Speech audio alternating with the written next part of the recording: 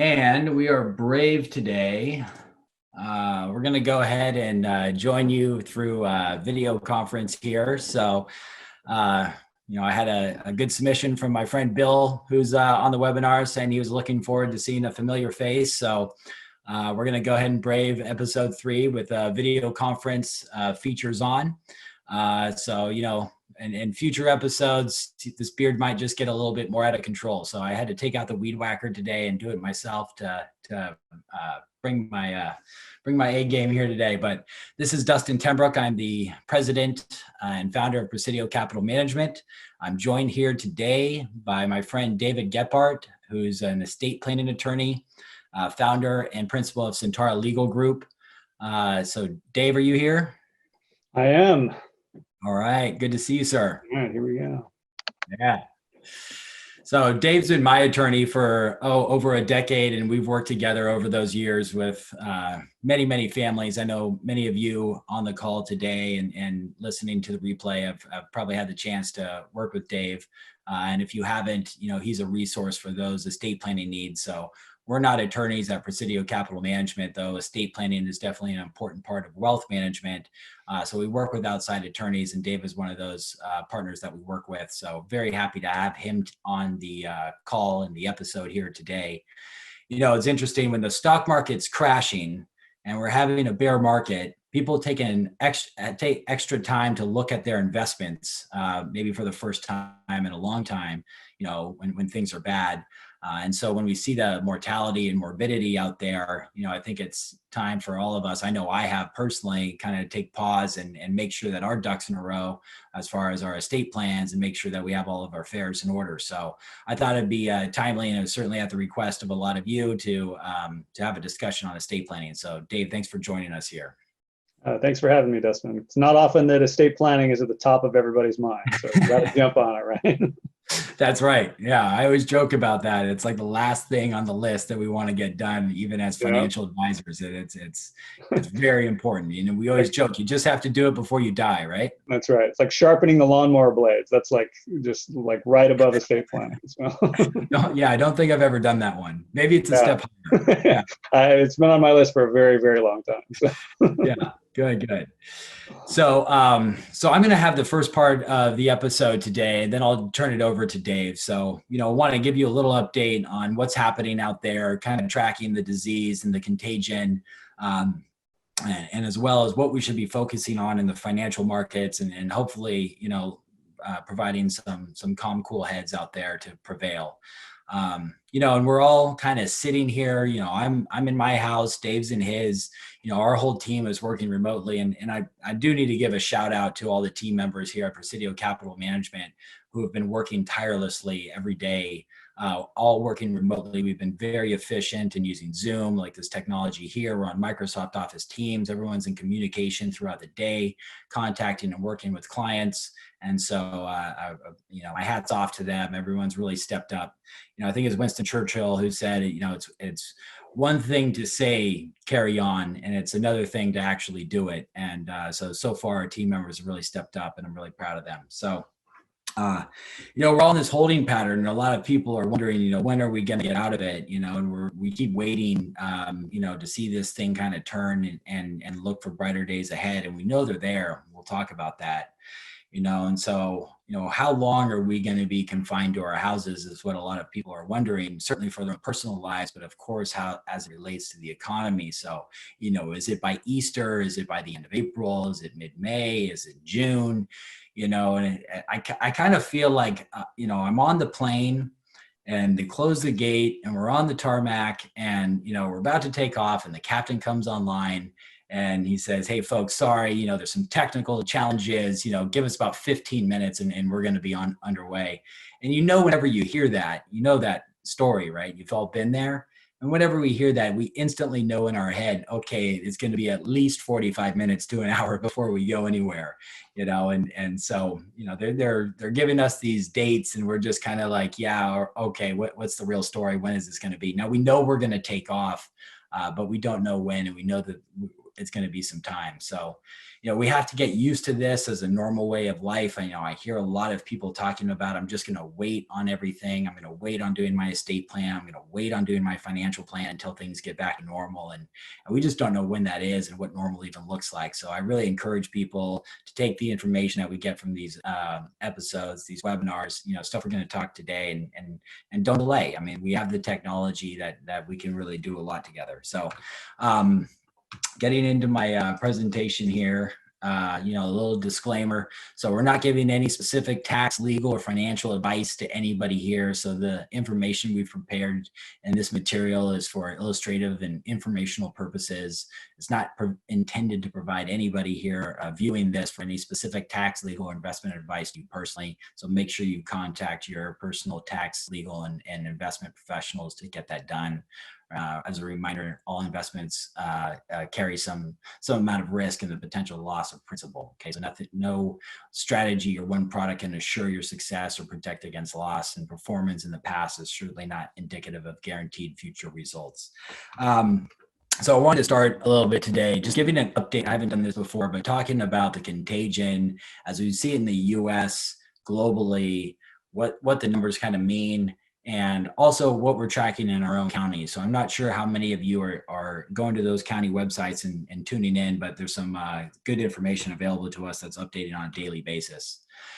So, we've seen a dramatic rise through last month. So this is a chart from March 1st until today, showing the confirmed number of cases in these major countries where we've had a lot of spread of the virus. So through March, China is saying that they have almost no new cases. The U.S. right there in the middle of the month really took a rapid rise. This is kind of right where we were doing our first webinar, right when after the market was really peaking at the bottom, before we had really seen the rising cases, is when the stock market was at its worst. Since then, we've just seen a dramatic spike in the number of cases. And so you're probably tuning into the news and seeing a lot of this out there and seeing how bad it is in the United States. And remember, these are confirmed cases. And so a confirmed case means that you had to have a test done to confirm that you actually have the disease. So, one could argue that, well, there's so many more in the US because we're doing so much more testing. And that certainly could be true, especially since it kind of hit us last and we saw this coming. And so, we had a little bit more time to prepare to get the medical community available to do these tests, much more so than, say, China or Europe or Iran, for instance. So if it is, in fact, the U.S. is leading the way only because we're doing so many more tests, then that just really means it's that much worse of a problem globally if we're the only ones really doing the testing. So it's definitely on a dramatic rise. So whether you believe it's really the U.S. is the hot spot, or whether all these areas might, also be experiencing, kind of similar increases to the amount of cases. But, this is showing since these countries hit 10,000 cases, what has been the rise since that time. And so we have seen a really dramatic increase in the rate in which this disease, the count, is doubling as the days go on. So the resources provided here say that, right now, as of today, if we look at the last 3 days, our rate is that we are doubling roughly every 5 days. And we have about 250,000 cases. And so, you could probably easily do the math of what that's going to be 5 days from now, 10 days from now, 15 days from now, if we continue at this rate. So we're likely going to see that occur, and that's what it's looking like right now. So we've seen a surge of 50% of the cases out there in the U.S. Just in the last 3 days. Here locally, we're seeing a very similar trend. So for those of you in San Diego County, you can go to the Healthy Human Services website, and they update that every day around 4 p.m. And they're going to update as of the prior day how many cases were reported in San Diego. So out of the confirmed cases, meaning this is where a test was done and the results have come back, as of yesterday, there were just under 1,000 cases in San Diego County. And so you can kind of see where some of the cases are, 32 in Carlsbad, 25 in Encinitas. at 540 in San Diego proper. So, we're staying tuned to this and seeing how many cases are growing. And if you look at the rate, it's growing at roughly almost exactly the same rate as we are in the US. If you kind of look at the math and you look at the slope of this curve, if I walked back the math, it's roughly doubling every 5 days. So again, we kind of do the math of looking at, 5 days from now, 1,000, 2,000, 4,000, 8,000, et cetera. So, we're really wanting to pay attention on this curve to see if we get some relief at some point and how rapidly this is going up. Again, these are confirmed cases, and this is where most people, I hope, and I hope all of you are taking the proper steps to shelter in place and stay indoors and not spread this disease. And I've seen a lot of action that we've taken, and still this is the rapid pace of the contagion and how it continues to grow. Orange County has their website is here. So you can go to this website. You can just Google the Orange County COVID, and I think this is number 1 or 2 on Google that pops up. So they have some great resources as well, which show the same data. So you can see both counties in March 1 had 1 case, and then through March you just saw a rapid increase. So Orange County reported confirmed cases as of yesterday was 656. They also have some great charts on their website and graphs showing you kind of the demographics and what's going on. So out of both cases, so 966 in San Diego and 600 and something in Orange County. So kind of shows you the amount of hospitalizations, how much are intensive care. And what's been really sad to see is the number of deaths here locally really start to rise in just the last 2 or 3 days. And unfortunately, that's a number which tends to rise quicker than the recovery rates. And it's really sad to see. And as concerned I am about the stock market, and as concerned as I am about that toll that it takes on my client's psyche and their financial plans, it's almost more concerning or is more concerning to think about, potentially the number of people that we know that could be impacted, affected, or even die from this disease. So we really hope that, that light at the end of the tunnel comes here soon, but everybody hopefully is doing everything they can to stay safe out there. So, when we look at wealth management, it's important that we understand our asset allocation. I want to talk about, what's going on in the stock market and how that might impact you, how you can track your investments, just to remember to stay calm, stay patient, and stay focused on the long-term vision of your investment portfolio. So, this has been a dramatic drawdown in the stock market, and we've kind of updated and showed you versions of this slide in the previous 2 episodes, where we kind of compare this bear market recession to 3 of the other worst recessions, bear markets that we've had in our nation's history: the Great Depression, the tech wreck of 2000s, and the housing crash 2007, 2008. And we are in the early stages of this, and we had a very dramatic fall. And look, this line is going to chart its own course. So these lines aren't indicative of exactly what's going to happen in the future. But what we want to illustrate here is that it is going to take some time. Okay. And so when you go through recessions, you go in bear markets, this is part of investing and something that we anticipate happening, and know that it's going to take some time likely to come out of it. And so we're just, tracking this and knowing that, we're in the tunnel right now, and I kind of want to put this visual up, because I think as far as the stock market is concerned, this is a really good analogy. And, if I could go back to that previous slide, when the stock market started selling off in mid-February, the economic data, the economic toll had not taken place yet. You didn't see the massive unemployment numbers. You didn't see the whole shocks to revenue and earnings and debt levels of companies. I mean, nothing had really happened to the stocks, to those companies yet. Yet all of a sudden, Wall Street decided that they were worth 35% less very quickly. And so what that shows you is that the stock market is reacting to news that they think that is going, and events that are going to take place in the future. And so just as in mid-February, all of these companies were very strong and intact. It wasn't that on those days that all of a sudden they started losing their value. It was starting to show that the next month, quarter, next couple quarters were going to look pretty brutal. And so the stock market sold off.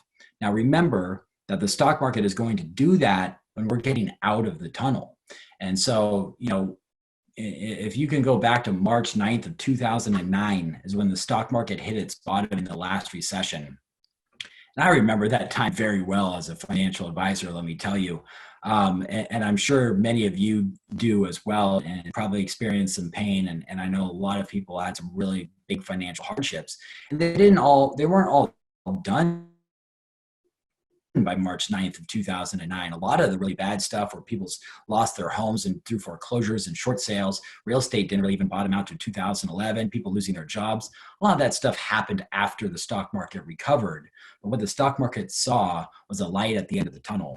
And when it comes to investing, we just don't know when and where that light is going to be.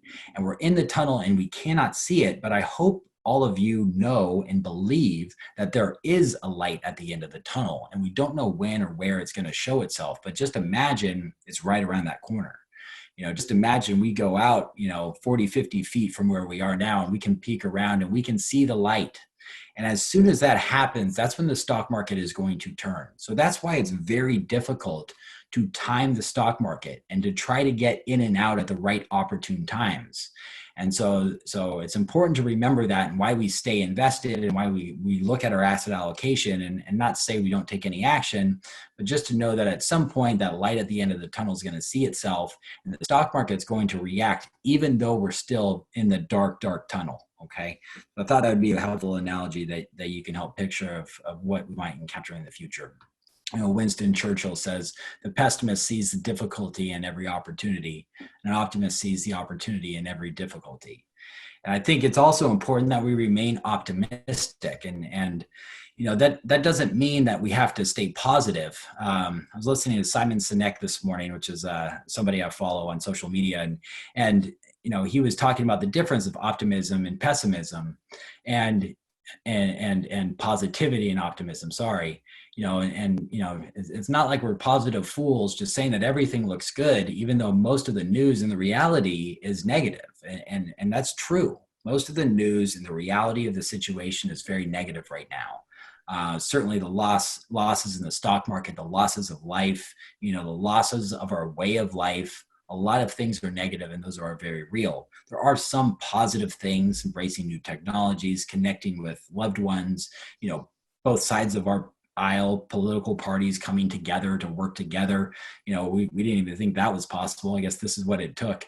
So there's some things to be positive, but optimism is just the belief that that light is going to be at the end of the tunnel, and that human ingenuity, American business, the way of doing things is not all going away, and that we will get through this and we will persevere. And I think that's what optimism is about. Shifting our focus to asset allocation. And what that means is not all of your eggs are in one basket.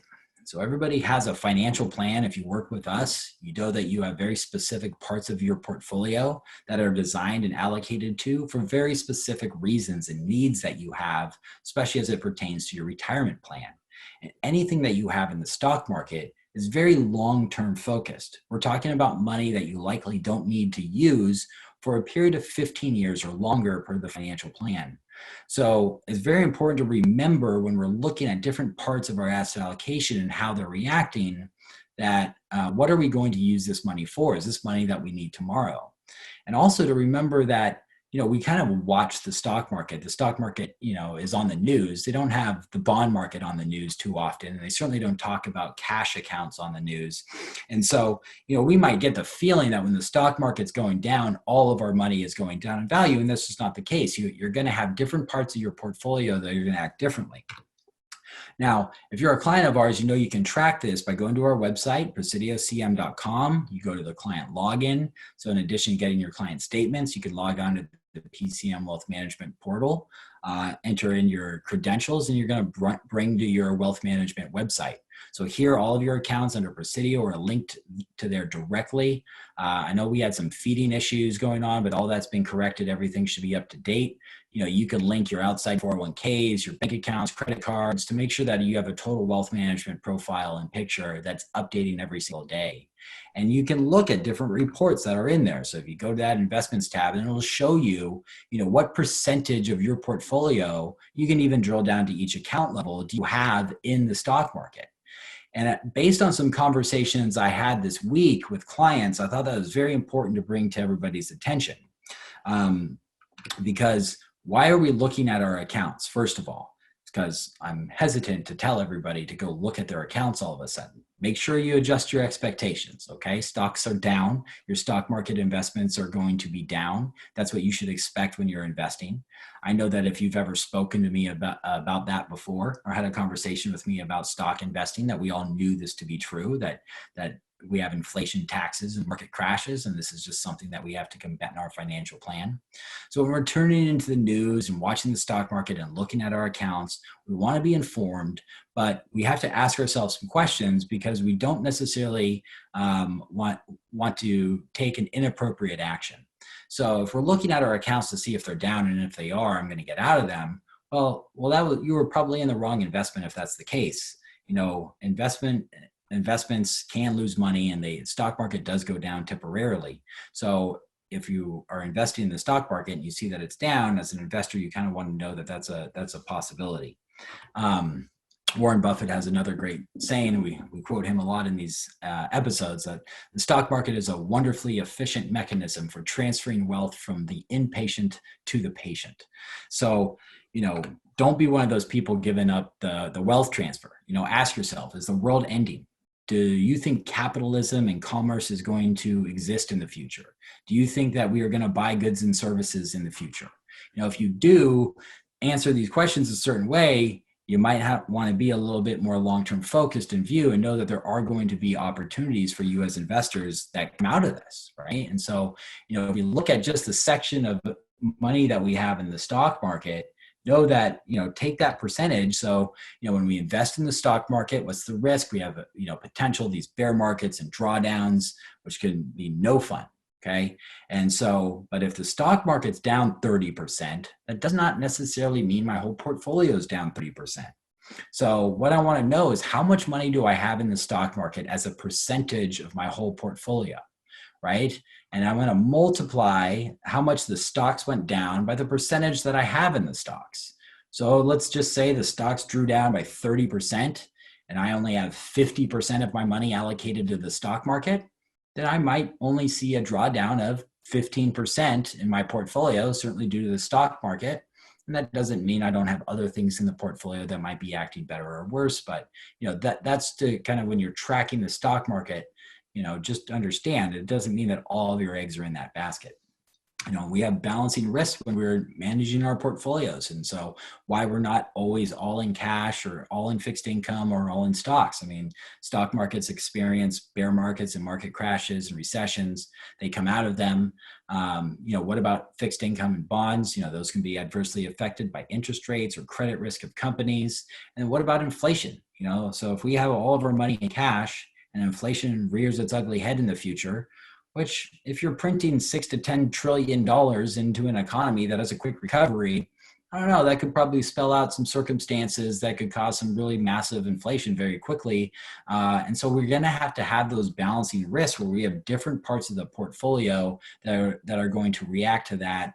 And I'm not going to predict what interest rates are going to be in the future, what inflation is going to be in the future, and certainly not what the stock market's going to do in the future. So that's where your asset allocation and financial plan really comes into play.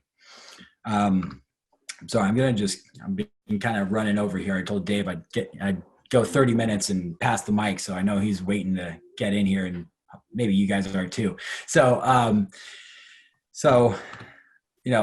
just kind of end with, the only thing we have to fear is fear itself. So FDR, another World War II veteran, and our leader at a very difficult time in our nation's history and world's history. There's some great quotes from that time and that era that I've been reading a lot on. But, when it comes to investing, the problem with the stock market, in my opinion, is not that the stock market occasionally goes down, and occasionally goes down by a lot. It's the fear that people have that cause them to buy high and sell low. And we talk about this in our class as one of the 4 genetic defects of our financial DNA, that we want to buy things high and sell them low. And it's weird that that is our emotional experience. And that is probably what a lot of people are feeling. So that fear, when fear's in the room, I find in all things, not just investing, when I'm fearful, I am not a good decision maker. When there's a lot of fear going on, it's probably best that I take a moment before I react and make decisions. And so if you're feeling fearful, if you're looking at your statements, have a conversation with us, give us a call, and let's see if we can put things into perspective and sort of boil down what it is we should be concerned about or not. So, so with that, I'm going to hand over the presentation to Dave. So David's going to give us a little update here of his slides on estate planning. Some big legal changes have happened too that he could comment on. So Dave, sorry I went a little bit over, but I'll hand it over there. And if you need me to navigate the PowerPoint, just let me know. Sure. Well, welcome. Thank you for having me. It's always interesting to see people's homes. So I think that's going on quite a lot lately with the everybody kind of being cooped up. So yeah, we're talking estate planning. And I think what we're probably going to go through is, I guess, an overview of what estate planning is. I know a lot of clients, or a lot of listeners have estate plans in place. A lot probably don't. So I think that's what we'll talk about first. So I was going to say, you can just dive in, Dustin, click away. All right.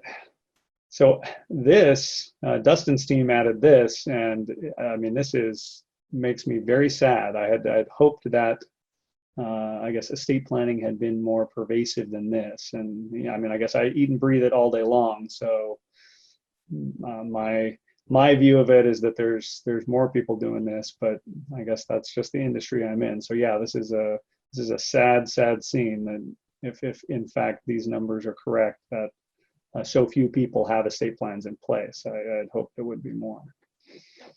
Yeah, I thought it was really interesting that only 13% of respondents, so this is from caring.com, and they do this survey. So they did it in 2017, they updated it in 2020.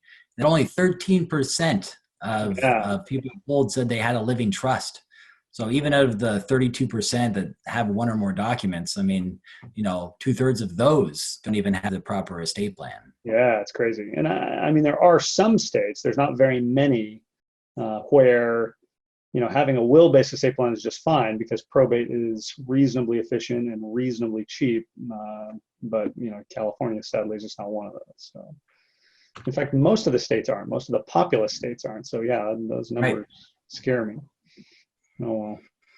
All right, well, let's dig in and talk about just the components of an estate plan. So I'll try and make this as simple as possible for those that already have one, and this is going to be a repeat. But obviously in California, the most common type of estate plan is a trust-based estate plan.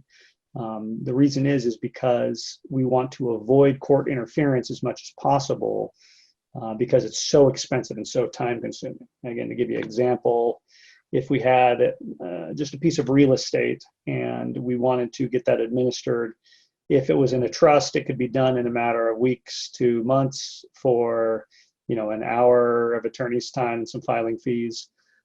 If it were not in a trust, it would be about a year and a half and about, say, $40,000 in that neighborhood. So it's it's just ridiculous how inefficient a will-based estate plan is in California if you have real estate or more than 150,000, and how efficient a trust-based estate plan is. So I think that's one key in California. Trust-based estate plans are by far the most common. So a trust is a document where it handles most of the estate planning tasks. You designate trustees. Those are the individuals who administer things if you are unable to, if you're incapacitated or you pass away. You also name beneficiaries, family members or friends or charities, who you want the assets to go at the end of the day. So, kids in equal shares. If you have young kids, sometimes protective trusts are part of that. Okay. We have wills, pour-over wills. Now, in a trust-based estate plan, we still do have the will because it does a couple things that the trust sometimes can't. One is naming guardians. Obviously establishing domicile, if there's ever a question about that. In terms of the function of the will, it serves as a backup to the trust. So trusts are good at administering the assets that are titled in the trust and very poor at administering assets that are not titled in the trust. So not only do we have to have a trust, but we have to have the assets that we want the trust to control. We have to change those titles so that they're owned in the trust. So if that's just not done or it's done incorrectly, then we're back in the probate. But at least what the will does is it says, okay, at least get it into the trust because that contains what we want done with it. So even if we do have to involve the court, that's what we're stuck with. Now, it's a backup we don't want to use, obviously. So durable powers of attorney for finances. These are documents where you give to other individuals the ability to handle financial affairs for you if you're incapacitated, usually. These would be things like signing a tax return or dealing with Medicare, Social Security, or initiating or defending litigation or dealing with an IRA or anything that's non-trust related, let's say. Then we have durable power of attorney for healthcare and living will. So these two documents that kind of serve different functions, they actually kind of combine them into one called an Advanced Healthcare Directive nowadays. But we break them out to describe the purpose and the function of both. So a power of attorney for healthcare is where you give others the ability to make healthcare decisions for you. So, I have a heart attack and I'm rushed to the hospital. Maybe there's more than one treatment option that is viable. And so the doctors are going to not explain that to me. Obviously, I'm going to be on the operating table, but to my wife or to my brother or whoever is there acting as my alternate under this document, they would explain, okay, we could do a bypass, we could do a stent, and here's the advantages and disadvantages. And it's my alternate who I've given authority to who makes that decision. Okay, so living will, sometimes this is called a directive to physicians too. This is where you get to make certain decisions beforehand. The pull the plug provisions, right? Or organ donation, or just a number of different things, DNR sometimes. So these are all included in that aspect of it, of this Advanced Healthcare Directive. And finally, we have what's called a HIPAA authorization. So HIPAA is a medical privacy law, and it prevents healthcare professionals from revealing anything to anyone other than the patient without that patient's consent. So it's a very strict law. They didn't make any exceptions to it for just ordinary things. So, it's kind of clunky. So I go into a doctor, I need care. Chances are the doctor is going to need to send my private information to insurance so they can get paid. Chances are they're going to need to send my private information to a lab and receive private information back, test results, to do what I need to do. So the way doctors deal with this law is they have the patient sign what's called a HIPAA release. It's just a standard intake form. And if you're able to sign, no problem. If you're unable to sign, that's what HIPAA authorization is for. It gives your alternates the ability to sign these HIPAA releases on your behalf. So it keeps the train from going off the tracks if you're not able to sign. So those are kind of the pieces of the basic estate plan. That plus funding, which titling accounts in the name of the trust, getting deeds to transfer real estate into the trust. That's all. Luckily, that's not rocket science, but it does need attention both when you set up the trust and as assets change over time. So that's one of the things that clients can pay attention to, and it will really make things simple and easy for your alternates. Okay. So let's say you have an estate plan in place. Now, what could change that may affect the way it works? There's really kind of three categories. One is personal changes. So these would be, you want to change a trustee. So, I've named my brother as an alternate. And so he's in Oregon and, he travels a lot and he's got a busy practice, and maybe I really want to pick somebody else. So that would be an example of that change. Or, maybe one of my kids is not doing what they should, and I think, maybe I don't want to include them anymore. Maybe I cut it back a bit, or so something like that. Births, deaths, changes of heart about these type of things. Those are all personal changes. Asset changes, obviously, these would be something that need attention. If you buy a new, home or a new rental property, or you open up a new account, or you switch accounts from one bank to another, these would be things that would need to be updated and just make sure that the trust still works correctly the way we expect. Okay. Legal changes, right? We're going to talk about a few here because, obviously personal changes, clients have an instinct about, oh, this probably affects the trust. Maybe I should give a call or, pay attention to it. Asset changes, I try and encourage clients that sometimes slips through the cracks. But legal changes, most clients have no idea, right? Because they're not experts in the field. So this is something that you just want to get a checkup from time to time to make sure that if anything has changed. So that's what we're going to talk about, just general things that may have broad applicability to clients, legal changes. Okay. All right. So this is one thing that actually maybe I'm not surprised at those numbers that you gave in the beginning because you'd be amazed how many estate plans that I see that still don't have this HIPAA issue dealt with. Now, HIPAA has been around for a long time. It's been, mid-90s is when it originally passed, but it really got its teeth in 2006. And I remember very clearly, having to go through all this process and updating my clients in 2006 to me just does not seem that long ago, but 14 years ago, that's a long time ago. I can't believe it. But yeah, estate plans, I see them all the time with no HIPAA authorization. So it's just crazy that clients would have to go petition a court for something as silly as HIPAA. It just blows my mind. So yeah, this would be something that it's changed. It's a real simple form, so it's not like it's difficult to get this updated. It just needs to be updated. Okay. All right, A-B split versus portability. So this is a big change. It happened, became effective in 2013, and still I would say probably 50% of estate plans that I review haven't made this change. So hard to describe this one without going through the whole thing. So let me just give you the background. So estate taxes, this has to do with estate taxes.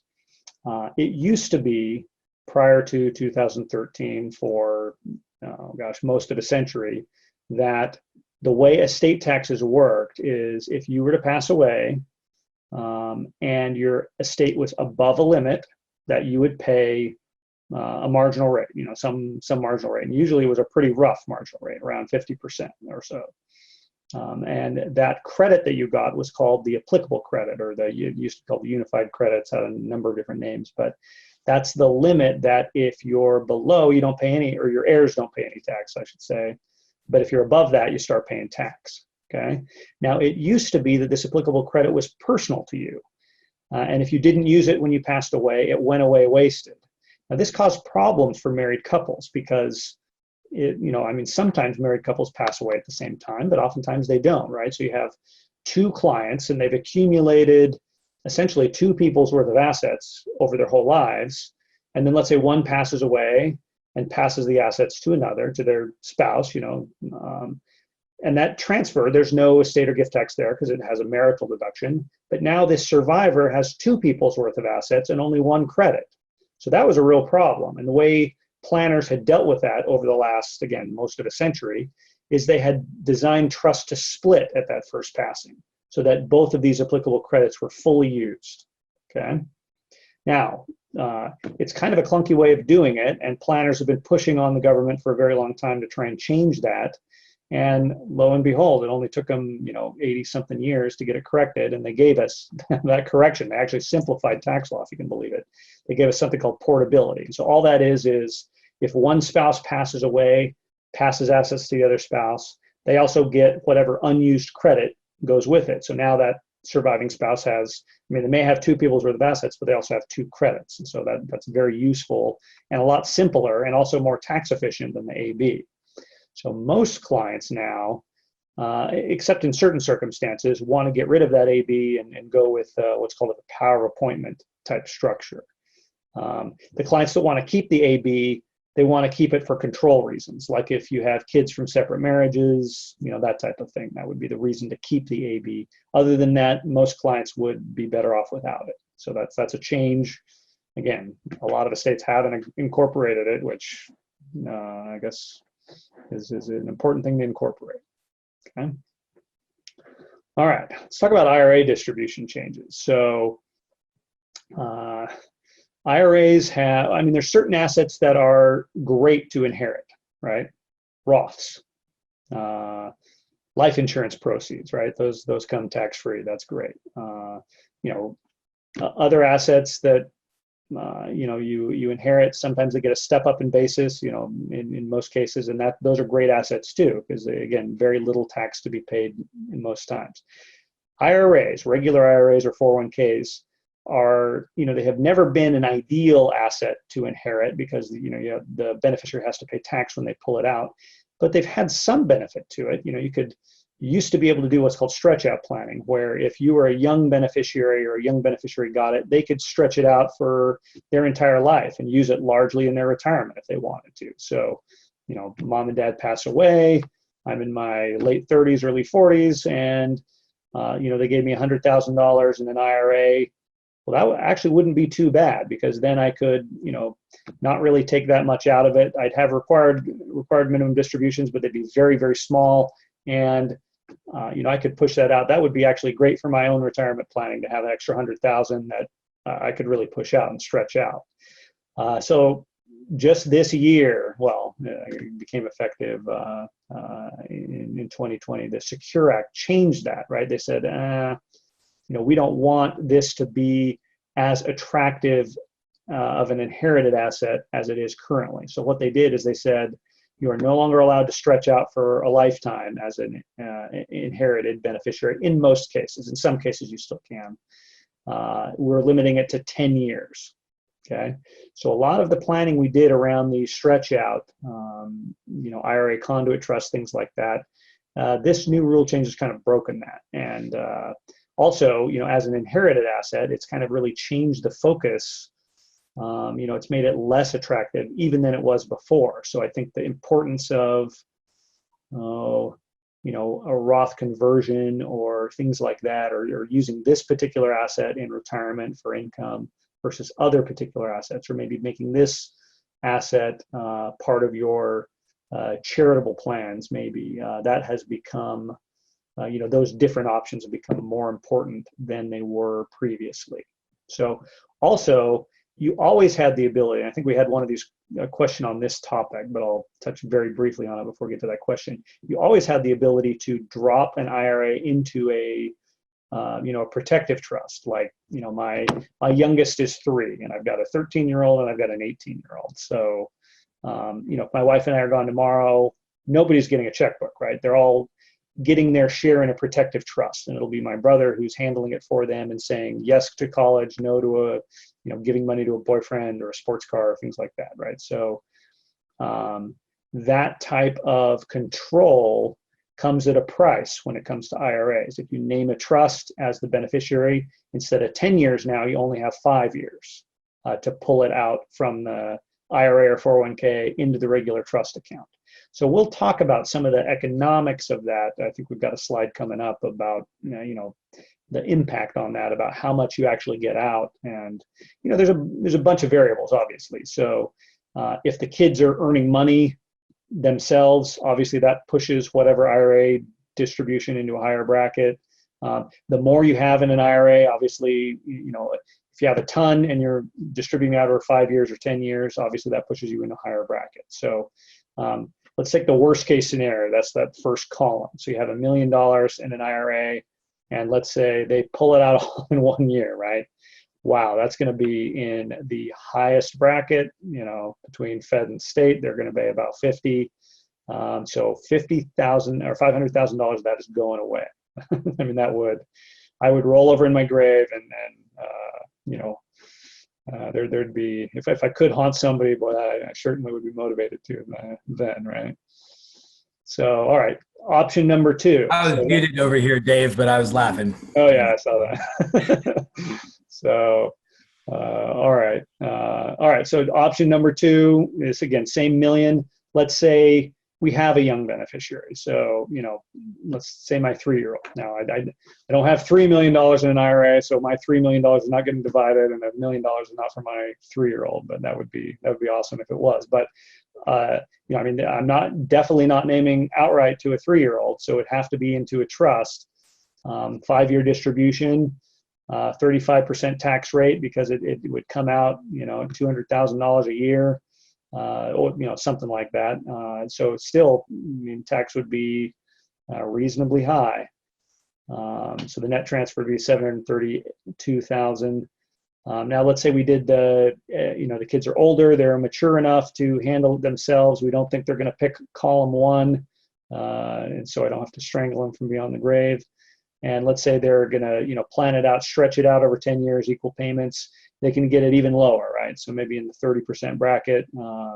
It's getting more efficient. I mean, you're always going to pay some tax pulling it out of an IRA, so we can't get that down to 0 usually. But if we can get it into the 30 bracket, that's not terrible. And I think we've got a final one where, let's say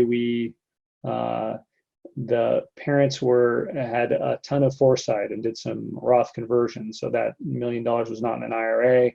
It was in a Roth. And so then the kids said, hey, and Roth, it can accumulate assets tax-free. So let's keep it as long as we can. So let's keep it that full 10 years, only distribute it on the 10th year.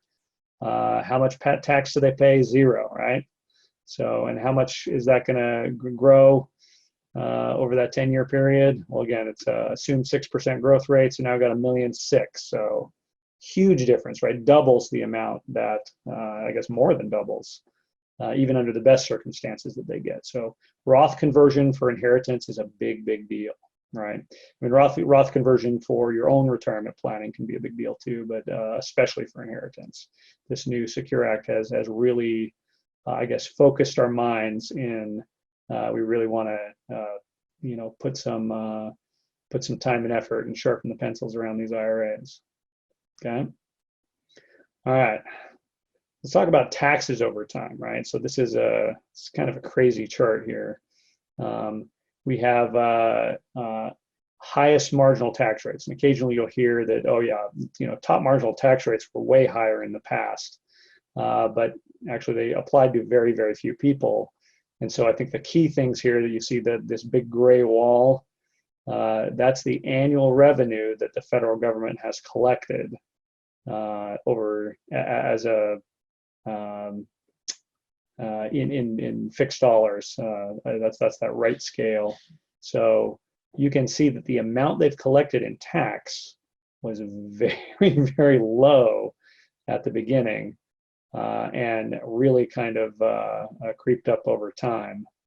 So, and of course, federal debt as a percentage of GDP, I mean, obviously it was, 10%. Imagine that, right? That would be fantastic. And then that big peak there, obviously World War II, and then things went back down, and then, I don't know, maybe we are fighting a war, I don't know, but it's back up to the height of World War II government debt. So I don't know, I think this indicates to me that taxes are probably not going to get more favorable. I think they're probably going to get more restrictive.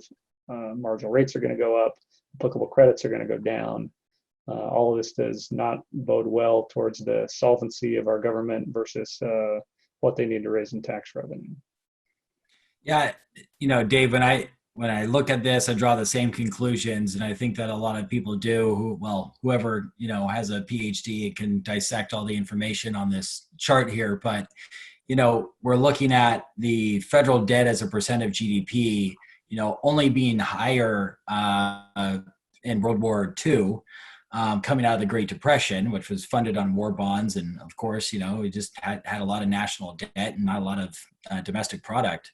And seeing that we're at those levels, and if a household has a lot of debt, how are they going to pay that down without declaring bankruptcy? They have to bring in income, right? And so you think of how the United States is going to bring in income, and so far as I know, they have one source, right? And that's our tax dollars. And so, I think with the Secure Act, it's kind of just already evidence as what's happening. So, I mean, we talk about those three tax environments, and I know you and I have talk about them a lot with estate plans, as tax deferred, taxable, and tax free.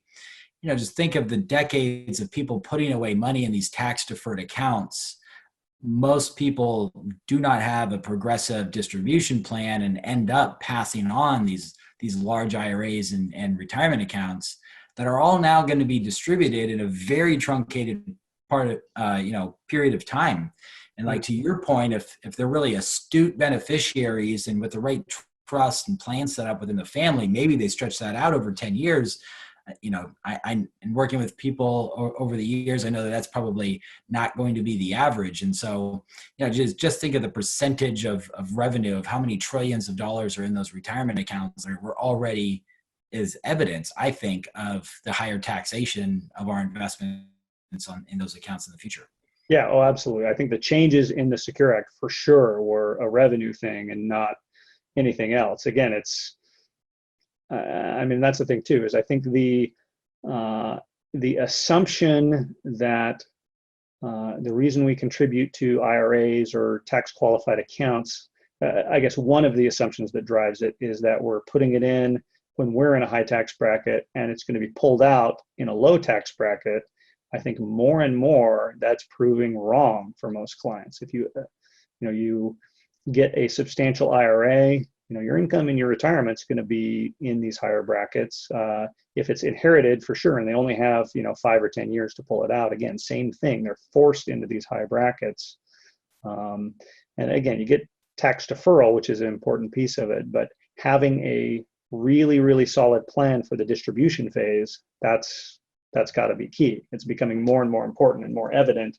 Otherwise, we're shooting ourselves in the foot. We're putting it in at a medium bracket and pulling it out of the high bracket, which, you're losing some of your benefit. All right, what do we got next? Yeah, I'll go on to the next slide. I think that you've covered this one already, showing the federal deficit in the last slide. Yeah, so this is this actually looks like that COVID chart you had earlier, right? That's maybe the federal debt dollars, they pass debt to one another and then infect each other or something like that. It's, perhaps. All right, so let's talk about the estate tax over time. So this was, so this is the exemption and the tax rate. So the exemption is the vertical blue bars. That's the amount you can pass estate tax free. And then the tax rate is on the right-hand column. This is the percentage that is the, I guess, the highest marginal tax rate. So you can see, I guess with the exception of 2010, which was a weird aberration because the law sunset and they just it was supposed to go away, but then it sunset. So that's a stupid way to create the law. But we have another sunset coming up too, which is crazy. But now you can see that the applicable credit has never been higher, and the tax rate, at least on a permanent basis, is just a tick off. Dave, I'm just going to interrupt you real fast. Mm-hmm. So if anybody has you can find that chat window. I know some of you have seen some chat annotations come up. Did you guys just feel an earthquake here in San Diego? Because I feel like we just found a pretty profound one. So Dave is, we have yes from other panelists. So Dave, you lead California at seemingly the right time. Yeah, that's right. So as Dustin is alluding, my wife and I have a house here in just outside of Nashville. So that's where I'm at currently. So miss the earthquakes. And you know what? The one time when traffic is non-existent and I'm not even in the state. I'm very sad about that. So yeah, well, and we have earthquakes during that time. So yeah, it was a big one. We just felt it rattled everything in the house. Nothing fell off the walls here at my house, but We have Tom from Orange County and Laura from Orange County saying they felt it. We have people from downtown San Diego saying they felt it. So we just had something seismic happen here. So that's what happens when you put Dustin and Dave together on a webinar. That's right. It shakes the earth to its foundations. Yeah. Oh, that's fantastic. All right. So are we summarizing here? So I think to summarize, what Dave is going over today, really helpful. Thank you, Dave. So, this is a lot of stuff that we've talked about in our financial plans, and we touched upon it last week. Was about the importance of IRA distribution planning and Roth conversions. And, when is the optimum time to do a Roth conversion? When tax rates are lower. Well, if you're in required minimum distribution phase this year, one of the updates that we had is everybody as RMD is suspended, so nobody has to take an RMD. So, your income is lower, so your tax rate should be lower. So opportune time for Roth conversion planning. Also an opportune time is when the asset prices are lower. So when asset prices are lower, that's when we want to send stuff out of an IRA. Where do we want the growth and the recovery? In a tax-free account. So if we're distributing it when it's worth less, and we're going to harvest that seed in the future, is all tax-free.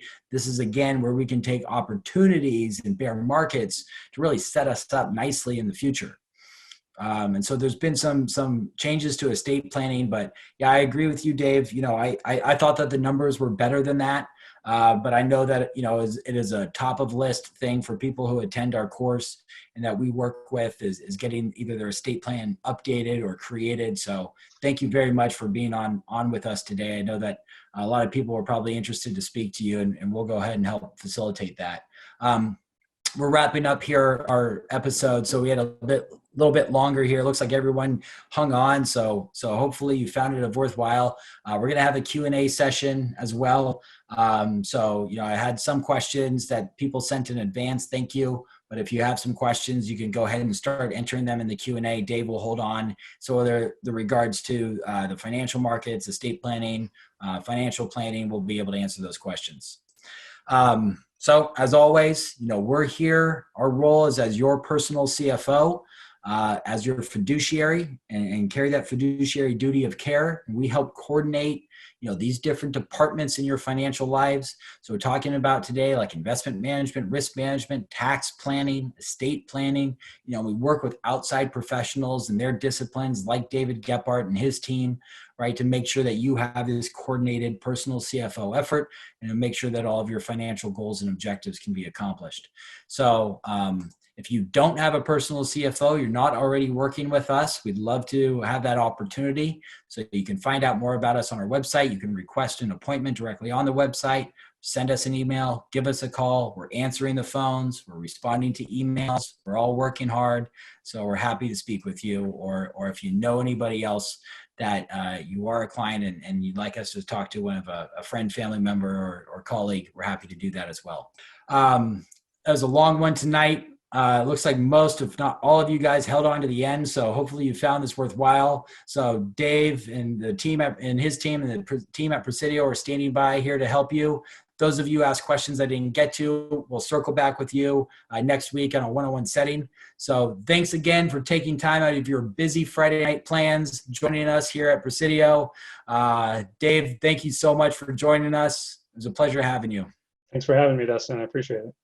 Yeah, we might have to circle back with you here in the future. You're great. Indeed. Anytime.